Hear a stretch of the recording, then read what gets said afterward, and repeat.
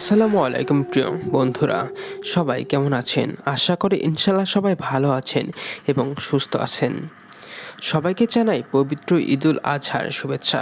দোয়া করি সবার ঈদটা যেন অনেক ভালো কাটে এবং আনন্দে কাটে।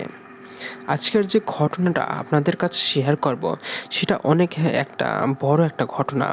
এই ঘটনাটা আমার এক ক্লাস ফ্রেন্ড বলেছিল। ওর নাম আবিদ। বর্তমানে ও ঢাকাতে পড়াশোনা করে। এই ঘটনাটা ঘটে 2018 সালের দিকে। আমার বন্ধু আমাকে চেনেন, সে যেভাবে আমাকে বলেছে আপনাদের কাছে আমি সেভাবেই শেয়ার করছি। আমার এই ঘটনাটা বিশ্বাস করা বা না করা সেটা আপনার একান্তই ব্যক্তিগত ব্যাপার। তাহলে কথা না বাড়িয়ে চলে যাব সরাসরি আমার বন্ধুর ঘটনায়। প্রতি সপ্তাহের কিছু বিশেষ দিনে হোস্টেলটা ভয়ানক হয়ে ওঠে। আতঙ্কিত নারী, পুরুষ, বাচ্চা, বৃদ্ধের চিৎকার শোনা যায়। গভীর রাতে হোস্টেলের প্রতিটা রুমের দরজায় কেই বা কারা যেন টোকা দেয়। আতঙ্কিত কণ্ঠে ওরা সাহায্য চায়, আর কেউ দরজা খুললেই আর হোস্টেলের কক্ষ নম্বর 712 কথা তো বললামই না। বসে বসে আর কতক্ষণ এরকম আজগুবি গপ্প শোনা যায়। তবুও যেন পলাশের কানে এসব আজগুবি গপ্প সুধার মতো বর্ষিত হচ্ছে। মধ্যবিত্ত পরিবারের ছেলে পলাশ, বয়স 18 ছুঁই ছুঁই। বাবার বেতনে ভালো কলেজের খরচা হবে না দেখে পুরাতন একটা কলেজেই ভর্তি হয়েছে। কলেজটা সরকারি, সাথে সাথে নামমাত্র খরচে হোস্টেলে থাকার সুবিধাও দিচ্ছে। পলাশ ভাবলো পড়াশোনার পাশাপাশি না হয় দুই একটা টিউশনি করে হোস্টেলের আর পড়ার খরচটা নিজেই তুলবে। আর টান পড়লে বাবা তো আছেই। কলেজের মোট 3টে ভবন, একটা অনেক বড়, ওটাই মূলত হোস্টেল ভবন। আর বাকি দুটোর মধ্যে একটা নতুন, আরেকটা পুরাতন একাডেমিতে ভবন। পুরনো আমলের শক্ত কাঠের বেঞ্চ, কিছু কিছু জায়গায় ঘুনে খাওয়া। কলেজে অ্যাডমিশন নেওয়ার আগে পলাশ কানা ঘুষোয় শুনেছে যে এই কলেজের পড়াশোনার মান খুব খারাপ। তবে প্রফেসরদের লেকচার শুনে ওই ধারণা বদলে গেল পলাশের। দোষ শিক্ষকদের না, বরং এখানকার ছাত্রদের। কলেজের রাজনীতি, সিগারেট আর নারীবাজি করতে আসলে এমনি হবে। কলেজের প্রথম দিন পলাশের ভালোই কাটলো।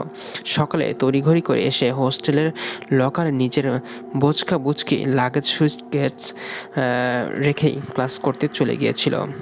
পলাশ লক্ষ্য করলো কলেজের ডান পিঠে ছেলেগুলো আর যাই করুক, অন্তত এই হোস্টেলের আশেপাশেই ভুলেও যায় না। দিনের বেলায় ও এখানকার পরিবেশ খুব গা ছমছমে। পলাশের মতো ক্লাসের কথিত সাইড ক্যারেক্টারের জন্য উপযুক্ত জায়গা। শেষ পিরিয়ডের পরে যখন পলাশ সিঁড়ি দিয়ে নামছিল, তখনই দুজন মেয়ে একে অপরের সাথে হোস্টেলে নিয়ে এরকম ভূতের আলোচনা করছিল।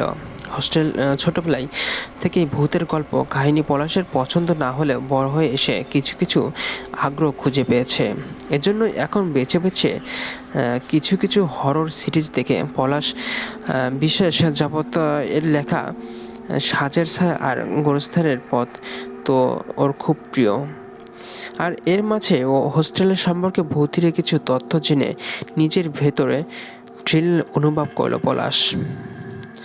হোস্টেল ভবনের পুরনো জং ধরা কলাপসিবল গেট দিয়ে প্রবেশ করলে সামনে সিঁড়ি, আর হাতে ডান পাশে হোস্টেলের সুপারভাইজারদের কক্ষ। সুপারভাইজার পঞ্চদশ সরিত লোক, নাম কদম আলী আর কি। নাম পুরনো হলেও লোক জাদরেল আছে। মোটা চশমার ফ্রেমের নিচে মধ্যবয়স্ক ধূর্ত চোখ, নাকের ডগা চশমা এনে জিজ্ঞেস করলেন, নাম কি? কি চাই? নাম কি? কি চাই? প্রতি বছর কলেজের মধ্যেই মে থেকে জুলাই পর্যন্ত ছাত্ররা কি চেহারা দেখাতে আসে অভিনয়ের অডিশনের জন্য, অবশ্যই ভর্তি হতে অথবা হোস্টেলের সিট নিতে। কথাগুলো মনে মনে ভাবছিল পলাশ। মনের কথা মনে রেখে মুখ খুলে বলল, মানে স্যার, আমার নাম পলাশ আহমেদ। হোস্টেলের সিট নিতে আসলাম আর কি। ও আচ্ছা ঠিক আছে। একটু এগিয়ে আসলেন উনি। সোচ্চোট করে বাতাসে কি যেন শুকলেন। কাঙ্ক্ষিত গন্ধ না পেয়ে অনুসন্ধানী দৃষ্টি দিলেন পলাশের দিকে। পলাশের মনে হলো ভদ্রলোকের চশমা যেন আর একটু নিচে নেমে এসেছে। সিগারেট সিগারেট খাও? হঠাৎ এরকম প্রশ্নে পলাশ ঘাবড়ে গেল। সিগারেটের অভ্যাস নেই ওর। ভাত খেতেই হিসেবে করে খায়, আর সিগারেট খাওয়ার কোথায় আর কি। স্যার সিগারেট খায় না, সিগারেট সেবন করে, তবে আমি সিগারেট সেবনকারীদের মধ্যে নেই। পলাশের দ্বিতীয় কথা থেকে প্রথম কথাটার ধাক্কায় কদম সাহেব যেন খুব বেশি নড়ে উঠলেন। একটা ফর্মুলা ছিঁড়ে অনুসংকিত নানান তথ্য জিজ্ঞেস করে এগুলো লিখতে লিখতে আবারও বললেন, নেশাদ্রব্য বা মদ জাতীয় কিছু সেবন করো তুমি? স্যার মদ সেবন করে না, মদ পান করে। কদম স্যার যেভাবে তাকালেন পলাশের দিকে, ওর মনে হলো হোস্টেলের সিট মনে হয় আর পাওয়া হবে না। তবুও নিজের সেরা ফাটা ভাগ্যর জোরে শেষ পর্যন্ত 214 নম্বর কক্ষে সিট পেয়ে গেল। 214তে এসে পলাশ মনে মনে খুব খুশি হলো। সব কিছু বেশ পরিচ্ছন্ন। রুমমেটগুলো জুয়ারি বা গাঁজাখোর না। মোট 4টা বেড। ওর বাকি 3 রুমমেটের একজন বিছানায় উপর হয়ে ঘুমাচ্ছে। মুখের ওপর সম্ভবত একটা দুষ্টু বা চটি টাইপের বই। আর একজন বিছানায় বসে বসে এক হাতে ফোন স্ক্রল করছে আর অন্য হাতে একটা কৌটো ঝাঁকাচ্ছে। আর তৃতীয়জন মাটিতে বসে বসে কাঁচা আম কাটছে। পলাশ চুপচাপ নিজের সুটকেসে খুলে নিল। বিছানার অবস্থা ভালো না। ইতস্তত করে অন্যদের দিকে তাকালো পলাশ। ফোন স্ক্রল করা ছেলেটা মনে হয় ওই নজরের আকুতি ধরতে পারল। নিজের হাতের কৌটা রেখে নারকেলের শলার চিকন ঝাড়ু ছুঁড়ে দিন পলাশের দিকে। পলাশ খপ করে ধরে ফেললো ওটা। আস্তে করে ধন্যবাদ দিল। বিছানার ময়লাগুলো ঝাড় দিয়ে ফেলে দিয়ে বেডশিট আর বালিশ ছিটিয়ে নিল। সব গোছগাছ করে তাকালো রুমমেটদের দিকে। ফ্লোরে বসা ছেলেটার আম কাটা হয়ে গেছে। দুটো ফাঁকা তেঁতুলের খোসা ছাড়িয়ে আমের সাথে মেখে নিল সে। বিছানায় বসা ছেলেটার কৌটা থেকে কিছু মশলা ছিটিয়ে দিল। আম আর তেঁতুলের মধ্যে এক টুকরো নিয়ে ঘুমিয়ে থাকা ছেলেটার মুখ ঠুসে দিল। আকস্মাতে এমন কিছু হয়ে যাওয়াতে ধরফরিয়ে উঠল। মুখের মশলা মাখানো আমের স্বাদ অনুভব করে ঘুম ঘুম চোখে চিবুতে শুরু করলো। পলাশ ফ্রেশ হয়ে এলে ওর দিকেও বাটি এগিয়ে দিল একজন। খেতে খেতে পরিচয় পর্ব সেরে নিল ওরা। বইমুখের উপর থাকা ছেলেটার নাম ডালিম, আর ফোন স্ক্রল করা ছেলেটা হিমেল, আর আম কাটা ছেলেটা হলো জাহিদ। অল্প পরিচয়ের মধ্যেই এই নিজেকে গুটিয়ে নিল পলাশ। সারাদিনটা পলাশের হোমওয়ার্ক আর নতুন বই ঘাটাঘাটি করতেই কাটল। ক্লান্ত চোখে একা সময় লেগে আসতো চাইল ওর।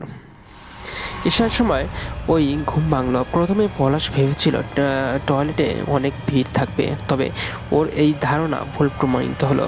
প্রতি ফ্লোরেই 4টে অ্যাডজাস্ট টয়লেট কাম বাথরুম আছে। এক পাশে গোসলখানা, অপর পাশে টয়লেট।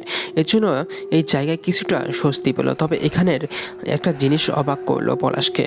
মশামাছি তো দূরে থাক, একটা নিশাচর কীটও নেই পুরো হোস্টেলের কোথাও। করিডোর পাশে মাঝে মাঝে 2-1টা দরজা খোলা। সিঁড়ি বেয়ে নেমে এলো পলাশ। হোস্টেলের বড় মাঠ দিয়ে হেঁটে হেঁটে মসজিদের দিকে এগুলো। চারদিকে যেন অস্বাভাবিক নিস্তবতা। এই জায়গাটাতে ভূতের বলতে এখন আর কোনো আপত্তি নেই পলাশের। ফ্লোরের পথেই পলাশের মনে হলো ওর পেছন পেছন কে যেন আসছে। ঘুরে তাকালো পলাশ। ঘুটঘুটে অন্ধকারে চাদর গায়ে দেওয়া একজন লোক এগিয়ে আসলো। লোকটা খসখসে কণ্ঠে বলল, আচ্ছা, এখানে হোস্টেলটা কোথায় বলতে পারবেন? হোস্টেলের সামনে থেকেও যে কেউ হোস্টেল কোথায় এটা জিজ্ঞেস করতে পারে? পলাশ অবাক হলো। তবে লোকটার জিজ্ঞেস করার ধরনের বুঝলো ও আসলে কিছু চেনে না। ভদ্রতা দেখিয়ে বলল, আমার সাথে আসুন। হাঁটা দিল পলাশ। তার পেছন পেছন এক লোকটা আসছে। হোস্টেলের গেটের কাছে আসতেই পলাশের কানের কাছে কে যেন ফিসফিস ধন্যবাদ জানালো। চোখে ঘুরে থাকলো পলাশ। কেউই নেই। লোকটা গেল কোথায়? পলাশ দারোয়ানের কাছে আসলো, জিজ্ঞেস করলো, চাচা, আমার পিছনে কাউকে আসতে দেখেছেন? দারোয়ানের চোখে কেমন যেন অস্বাভাবিক ভয়ের আভাস লক্ষ্য করলো পলাশ। স্বাভাবিকভাবে উনি উত্তর দিলেন, না তো। ও আচ্ছা, ঠিক আছে। পলাশ প্রস্থান করল। হ্যাঁ, দারোয়ান দেখেছে, এমনকি তার সাথে একা নাইট গার্ডও দেখেছে। পলাশের পেছনে পেছনে একটা লোক ছিল। পলাশের থেকে তার দূরত্ব ছিল 4 ফিট, কিন্তু গেটের কাছে আসতেই অস্বাভাবিক দ্রুত গতিতে লোকটা পলাশের কানের কাছে চলে এলো, এরপরে অদৃশ্য হয়ে গেল। এই ঘটনাটা আজকালকার না, অনেক আগে থেকেই এসব ঘটে আসছে। পলাশ ঘুমিয়ে পড়েছে। রাত এখন 12টা। হঠাৎ ওদের রুমে কে যেন টোকা দিল। হিমেল দরজার বাইরে থেকে বলল, এই জাহিদ, দরজা খোল। বসে বসে একটা অঙ্ক করছিল জাহিদ। একটু আগে হিমেল কোথায় জানি গিয়েছিল। এত রাতে বাইরে যাস কেন? হ্যাঁ বেটা, এত রাতে তুই বাইরে যাস কেন? বিরক্তি নিয়ে দরজায় ছিটকিনি ধরে টানতে যাবে এমন সময় ওর কাঁধে কে যেন হাত রাখল। ঘুরে তাকিয়ে জমে গেল জাহিদ। হিমেল ওর কাঁধে ধরে ওকে পিছন নিয়ে এলো, ঠোঁটে আঙুল দিয়ে কথা বলতে বারণ করলো। বাইরে থেকে হিমেলের কণ্ঠে কে যেন আকুতি নিয়ে বলল, কিরে জাহিদ, দরজা খোল ভাই। এত রাতে কি বাইরে দাঁড় করে রাখবে নাকি? দরজার টোকা দেওয়ার গতি যেন আরও বাড়ছে। এরপরে হাড় হিম করা ফিসফিসানি শুরু হলো দরজার বাইরে। ফিসফিসাকে যেন বারবার দরজা খুলতে বলেছে। আর দরজা লাগাতার কড়া ঘাতের শব্দ। ভয়ে জড়সড় হয়ে গেছে হিমেল আর জাহিদ। জালিম আর পলাশ গভীর ঘুমে। ওরা দুজন চুপচাপ লাইট অফ করে যার যার বিছানায় শুয়ে পড়ল। ফিসফিসে বলা কথাগুলো উপেক্ষা করে কথা মরিয়ে দিল। নকল চাবি দিয়ে খট করে ছাদের তালা খুলল 5-7 জন ছেলে।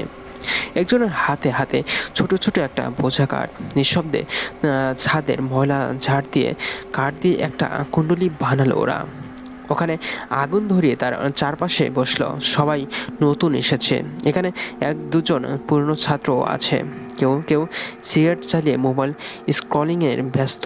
কে যেন ছাদের দরজা দিয়ে ওদের পাশে এসে বসেছে। অন্য ফিরে তাকালো তখন। সজীব। আরে সজীব, তুই? হাসিখুশি সজীব যেন খুব চুপচাপ। হুট করে জিজ্ঞেস করলো, সবাই ভূতের গল্প শুনবে কিনা। ওর এই প্রস্তাবে সবাই ওর দিকে তাকালো।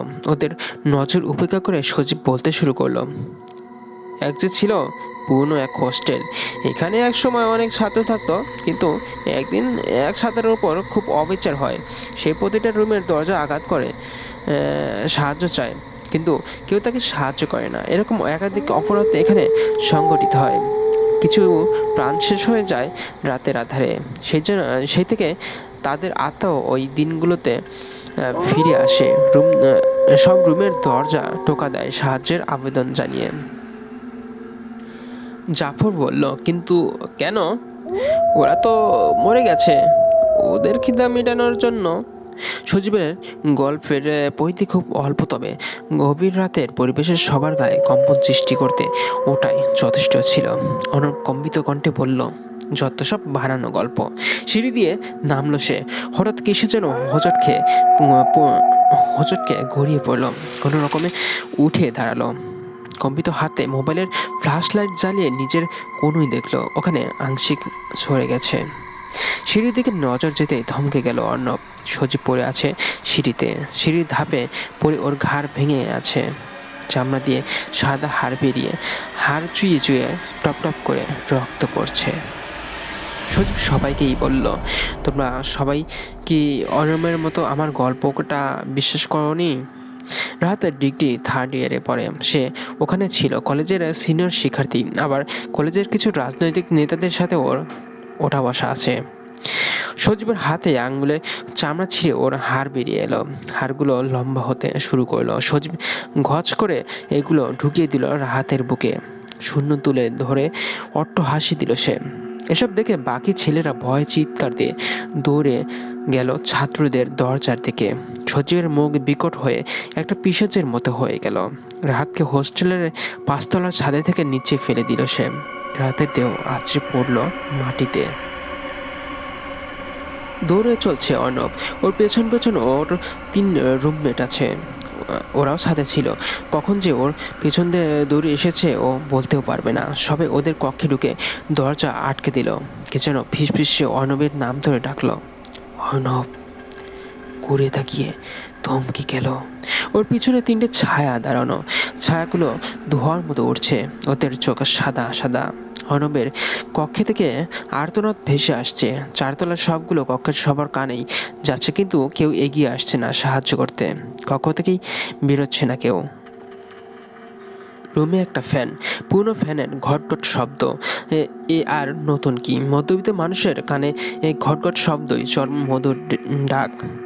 হিমেল, জাহিদ, ডালিম 3জন নাক ডেকে ঘুমাচ্ছে। এখন রাত 3:40 বাজে।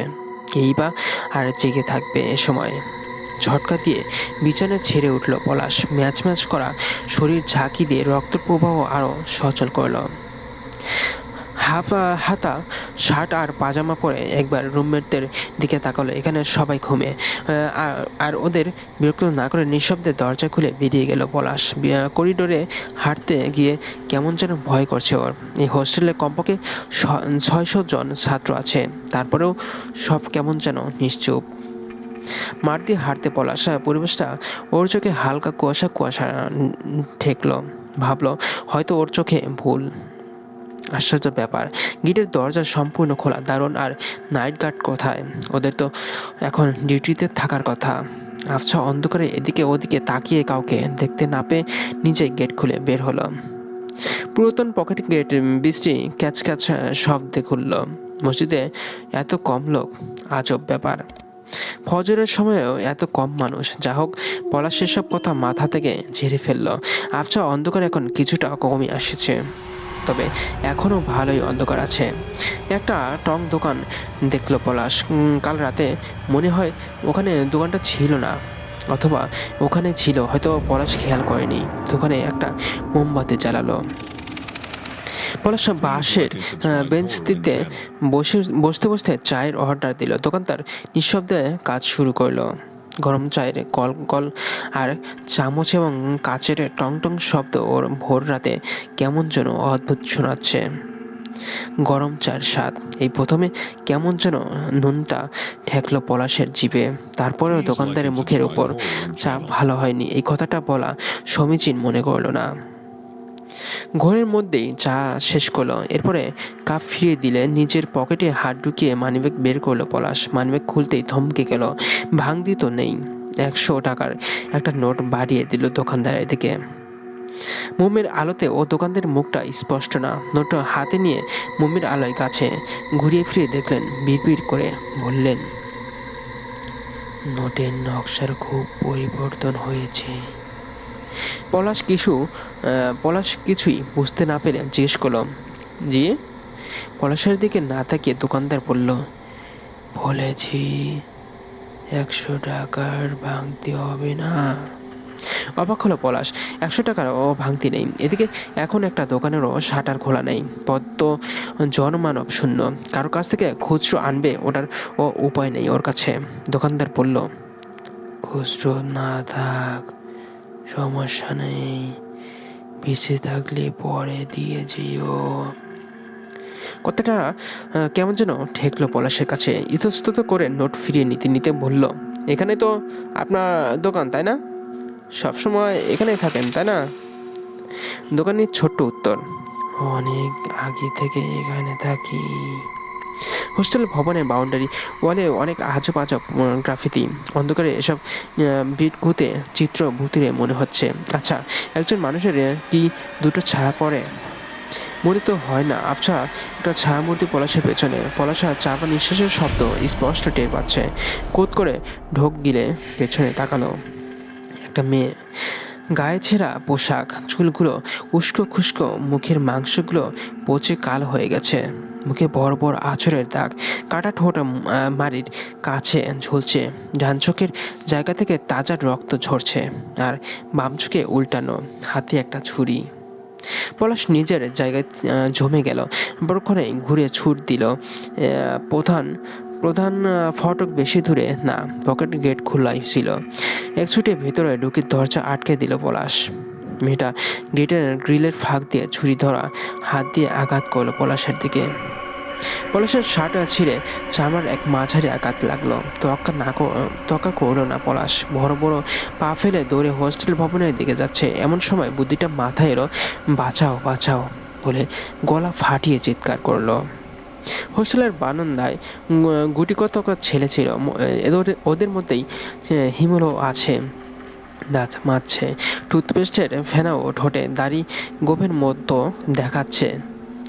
হঠাৎ বাঁচাও বাঁচাও চিৎকার শুনে ওরা মাঠের দিকে তাকালো। আবছা অন্ধকারে কে যেন হোস্টেলের দিকে ছুটে আসছে। মাঠের অপর প্রান্তে গেটের দিকে নজর গেল ওদের। একটা মেয়ের গেটের গ্রিল পেয়ে উপরে উঠছে। একদম উপরে উঠে গেটের ওপাশে ঝাঁপ দিল সে। মাটিতে পড়তে মেয়েটার দেহ বিস্কিটের মতো দুমড়ে মুচকে গেল। পর মুহূর্তের কিছুটা মাকড়সার মতো আজবভাবে মেয়েটা 4 হাত পা ভর দিয়ে অন্ধকারে ছুটে আসা ছেলেটার পিছু নিল। ভালো করে তাকালো হিমেল ছেলেটা, পলাশ। দৌড়াতে দৌড়াতে ঘাড় ফিরিয়ে পেছনে দেখলো পলাশ মেয়েটা দ্রুত গতিতে ওর দিকে আসছে। এমন সময় কিসে যেন হোঁচট খেয়ে পড়ে গেল সে। ওর পায়ে একটা ঠান্ডা হাত মুষ্টিবদ্ধ করে ধরেছে। পলাশ ওই দিকে তাকালো। রাত ভাই ওনার একটা চোখ কোটরের বাইরে ঝুলছে। উনি পলাশের দিকে তাকিয়ে পয়সাজে হাসি হাসছে। এমন সময় গেটে খুলে বেরিয়ে এলেন কদম স্যার। চিৎকার করে পলাশকে তাড়াতাড়ি আসতে বললেন। পলাশ প্রাণপণে এক লাথি কষালো রাহাতের হাতে থেকে ছাড়া পেয়ে ছুটে গিয়ে সিঁড়ি ডিঙিয়ে সোজা কদম স্যারের রুমে ঢুকে গেল পলাশ। গেট আটকাবার সময় নেই, এজন্য কদম আলী তড়িঘড়ি করে রুমের প্রধান দরজা বন্ধ করে দিলেন। হাঁপড়ের মতো ওঠানামা করছে পলাশের বুক, হা করে শ্বাস নিচ্ছে ও। হঠাৎ সুপারভাইজারের কক্ষের কাচের জানালা দিয়ে একটা ছায়ামূর্তি উঁকি দিল। কাটা ঠোঁটে ভয়ানক হাসি দিচ্ছে মেয়েটা, ফিসফিসে বলছে, বাইরে আয়, বাইরে আয়। দেয়ালের সাথে সেটে এলো পলাশ। কদম আলীর চোখ গোল গোল হয়ে এসেছে। পলাশের আর কোনো সারা শব্দ না পেয়ে মেয়েটা চিৎকার করে বলল, হায়, বাইরে আয়, আয় না, বাইরে আয় তাড়াতাড়ি। ওই চিৎকার পুরো হোস্টেল কেঁপে উঠল। মেয়েটা সরে গেল জানালা থেকে বাইরে। মাঠের মধ্যে রাহাতের দেহ উঠে দাঁড়িয়ে পলাশে পালের মতো হাসছে। রাহাত বলছে, খাও, খেয়ে নাও না আমাকে, খেয়ে ফেলো আমাকে, কচমাচ করে খেয়ে ফেলো, কাঁচা মাংস শব্দ করে চিবিয়ে খেলে সম্ভবত একরকম শব্দ হয়। প্রায় 20 মিনিট ধরে এই শব্দ আসছে মাঠ থেকে। পলাশ পায়ে পায়ে জানালার কাছে এলো। মেয়েটা ছুরি দিয়ে হাতের মগজ কেটে বের করে খাচ্ছে। মগজ খেয়ে হাত বাড়ালো পলাশ। চিপসের মতো এগুলো খেয়ে ফেলল। ভোরের প্রথমে আলো ফুটতেই সব শেষ। মেয়েটা হঠাৎই অদৃশ্য হয়ে গেল। পলাশ ধপ করে বসে পড়ল ফ্লোরে। কদম আলী ওর দিকে তাকিয়ে আছে। পলাশ নিজের ঠোঁটের কোণে আঙুল স্পর্শ করল।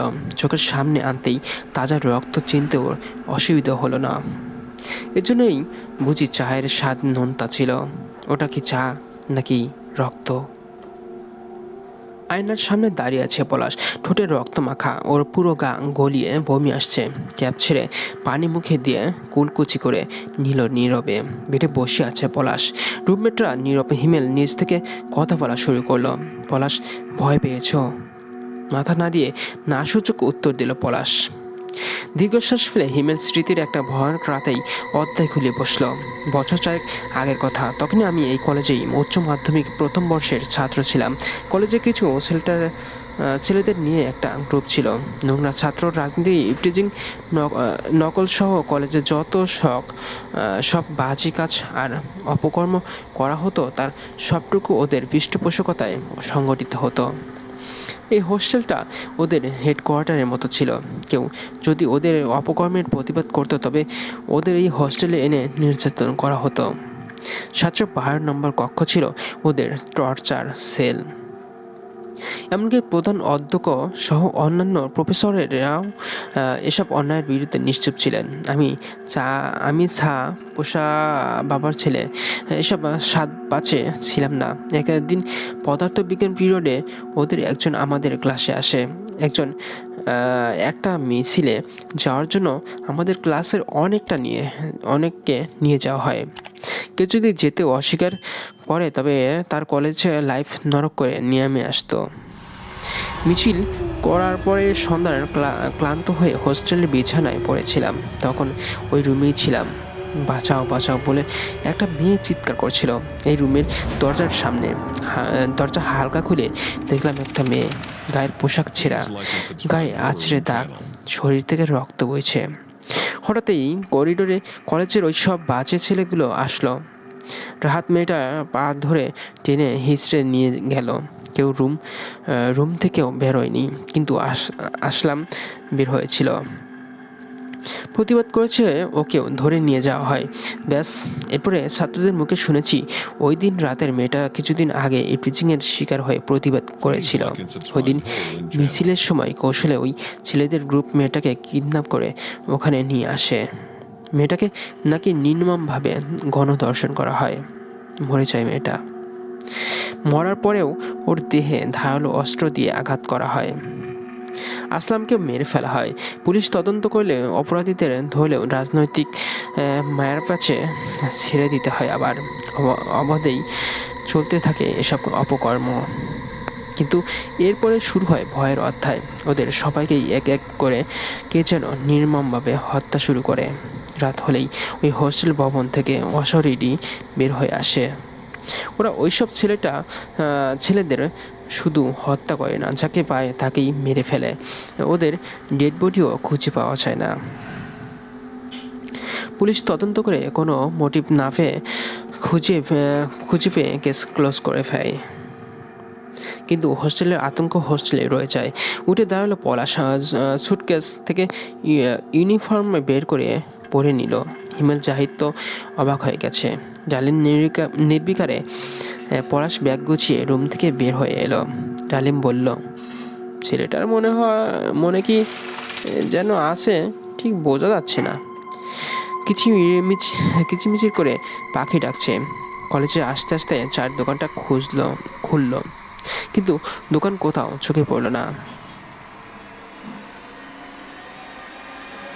কলেজের শত শত মেয়েদের সমাগম।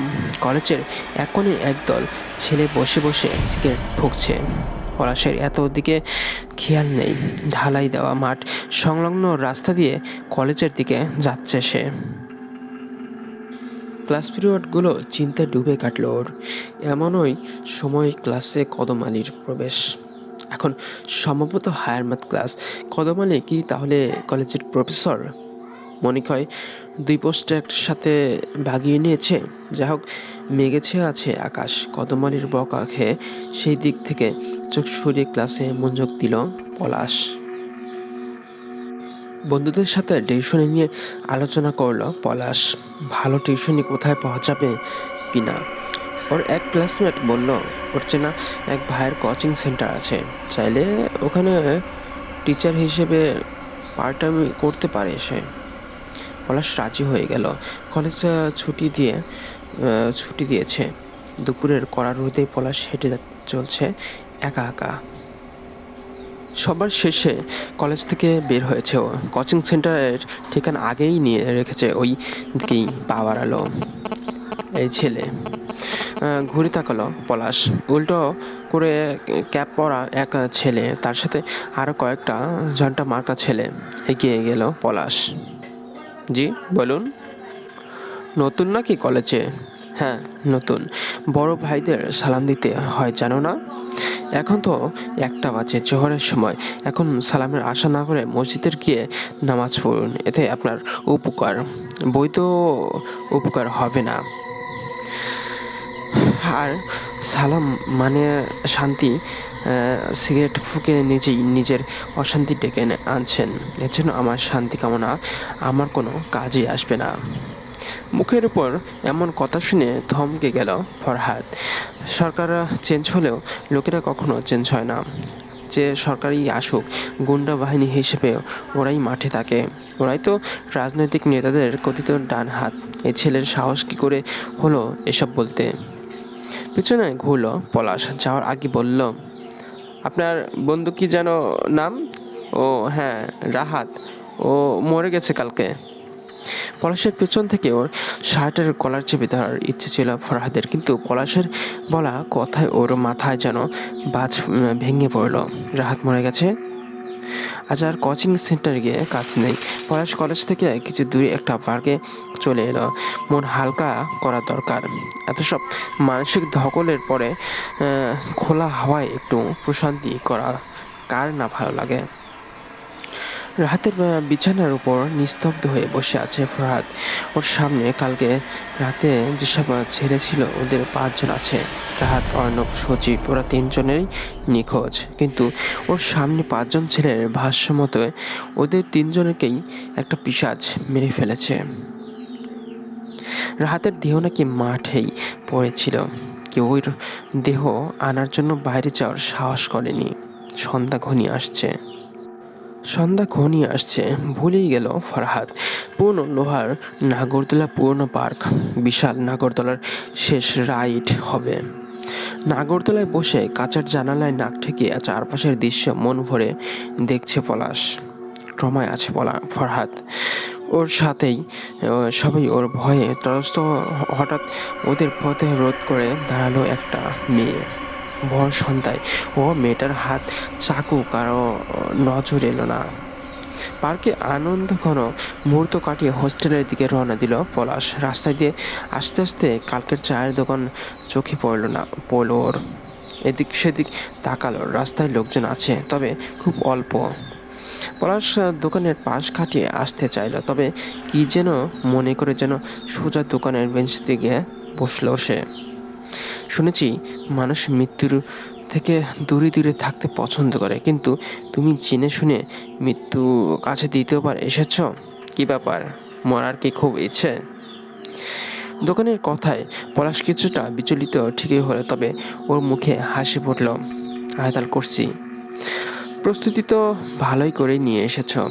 পলাশ লক্ষ্য করলো কালকে দোকানে মোমবাতি যতটুকু জ্বলছিল এখনো অতটুকুই জ্বলছে। মোমবাতি জ্বলেই যাচ্ছে, কিন্তু কুড়োচ্ছে না। দোকানের মোমের আলোতে গামছা দিয়ে কাচের কাপ মুছছে। মাঝে হচ্ছে মনের সুখে আলোর সামনে এনে কাপ দেখছে। চায়ের দাম নেবেন না? পলাশ 10 টাকার একটা নোট বাড়িয়ে দিল লোকটার দিকে। চায়ের দাম নেওয়া যায়, কিন্তু রক্তের দাম নেই না। আচ্ছা, একটা উপকার করতে পারবে? পলাশ সম্মতি জানালো। আমি চায়ের রসদ সংগ্রহ করতে যাব, একটু সাহায্য দরকার। পলাশের সাথে সাথে লোকটা হেঁটে চলেছে। ওর 2 হাতে 2টো কেতলি, আর পলাশের হাতেও 2টো কেতলি। দুজনেই হোস্টেলের দিকে এগিয়ে যাচ্ছে। যথারীতি হোস্টেলের গেটের ধারে কাছেও কেউ নেই। গেটের উপরের দিকে ধারাল লোহার শিক, তার মধ্যে কয়েকটা দেহ গেঁথে আছে।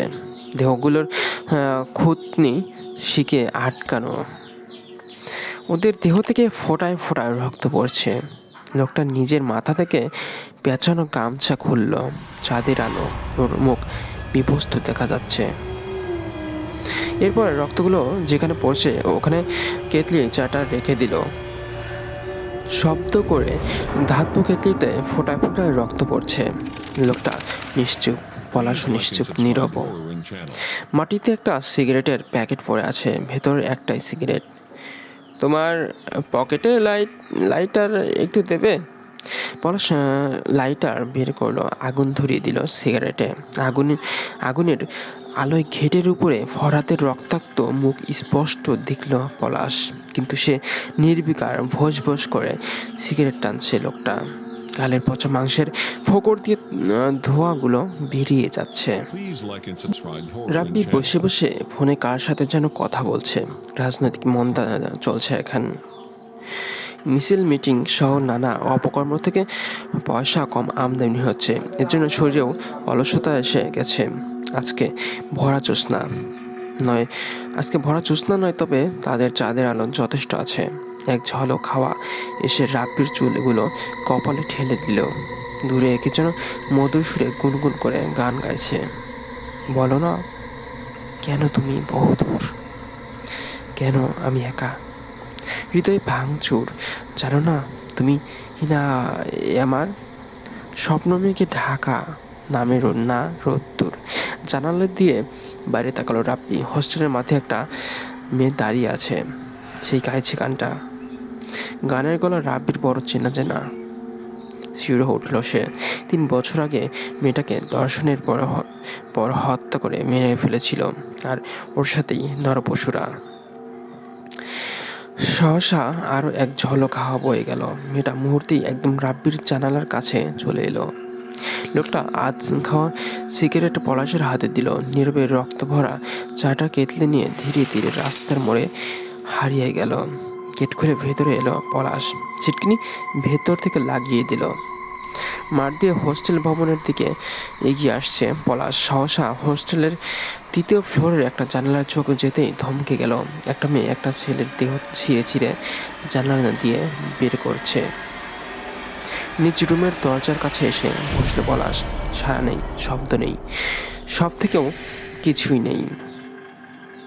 করিডোরে বৃদ্ধ মেয়ে বাচ্চার ফিসফিসানি আর ফুপিয়ে ফুপিয়ে কান্নার আওয়াজ।